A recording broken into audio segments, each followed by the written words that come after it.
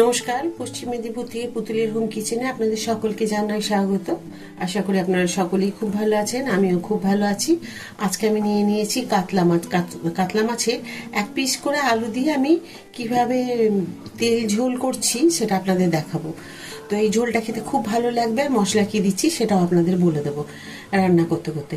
আর এই রান্নাটা দেখার জন্য প্লিজ আপনাদেরকে অনুরোধ রইল, শেষ পর্যন্ত ভিডিওটা দেখবেন, তাহলে বুঝতে পারবেন।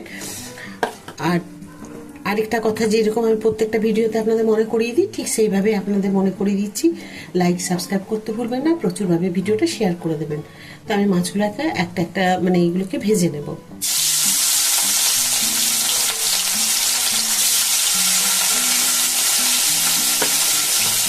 আমি এই কড়াইটাতেই সাধারণত বেশি মাছ, ডিম, মুরগির মাংস এগুলোতে আমি রান্না করি, তাই আপনাদেরকে এই কড়াইটাতেই আমি রান্না করে আজকে দেখাচ্ছি। মাছগুলোকে ভেজে আমি তুলে রেখেছি। এখানে দিয়ে দেবো দুটো তেজপাতা, একটু পাঁচফোড়ন। আজকে তেল ঝালটা করবো কালো জিরে দিয়েও করতে পারেন, বা পাঁচফোড়ন দিয়ে। পাঁচফোড়ন দিয়ে খেতে খুব ভালোই হয়। দিয়ে দেবো কতগুলো কুচিয়ে রাখা পেঁয়াজ। এবারে এগুলোকে একটুখানি হালকা ব্রাউন কালার করে, হালকা লাল বলতে পারেন, একটু ভেজে নেব।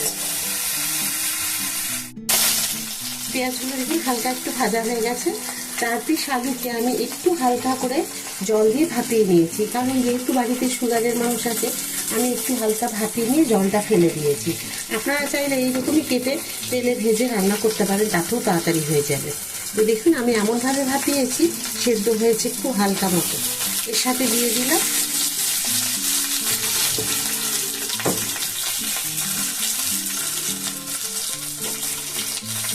এখন দিয়ে দেবো পরিমাণ মতো একটুখানি নুন।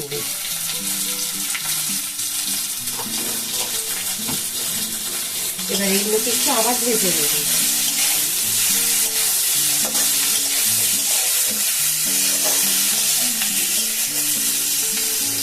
এই রান্নাটা খেতে কিন্তু খুব সুন্দর হয়, সেই জন্য আপনাদেরকে তৈরি করে দেখাচ্ছি। আমি অনেকবার রান্না করেছি।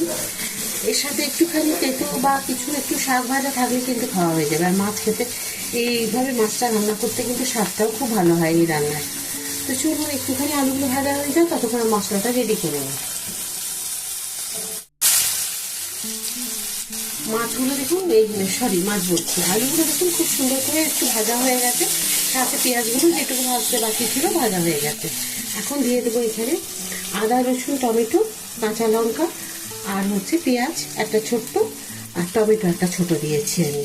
দিয়ে এখন এইগুলোকে আমি মশলার মধ্যে দিব। গুঁড়ো হলুদটা দিয়ে দিয়েছি সাথে, আর জিরে আমি গোটা দিয়েছি, ধনে আজকে দিয়ে আমি জিরে গোটা আমি বেটে নিয়েছি। গোটা জিরে না, গুঁড়ো জিরে থেকে গোটা জিরে বেটে দিয়ে করলে তার স্বাদটা কিন্তু খুব ভালো হয়।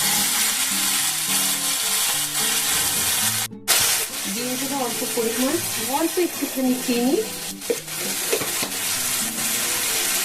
আর একটুখানি দিয়ে দেবো মিষ্টির গুঁড়ো জল। এবার এটাকে খুব ভালো করে কষিয়ে দেবো। আলুতে সেদ্ধ হয়ে আছে, পেঁয়াজও ভাজা হয়ে গেছে খুব সুন্দর করে। আর মাছগুলোকেও দেখুন আমি খুব সুন্দর করে ভেজে নিয়েছি, আপনাদের দেখাচ্ছি। আমরা একটু লাল লাল করে মাছ ভাজা খাই, বেশ কড়া করে। পেটি আর পিস মিলিয়ে আমি করছি সবখানে। সবগুলোকে আমি ভেজে নিয়েছি খুব সুন্দর করে।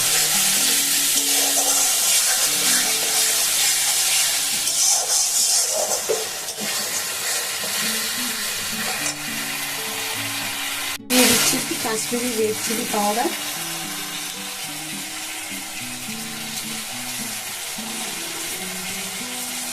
বেশ খুব সুন্দরভাবে হয়ে গেছে। এখন দিয়ে দেবো উষ্ণ গরম জল।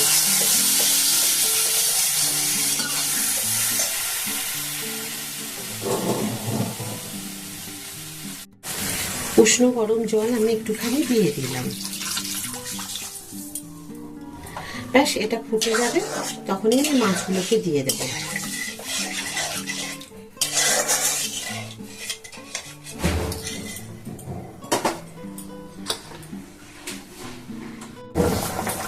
আমি এখন দেখুন ঝোল ফুটে গেছে।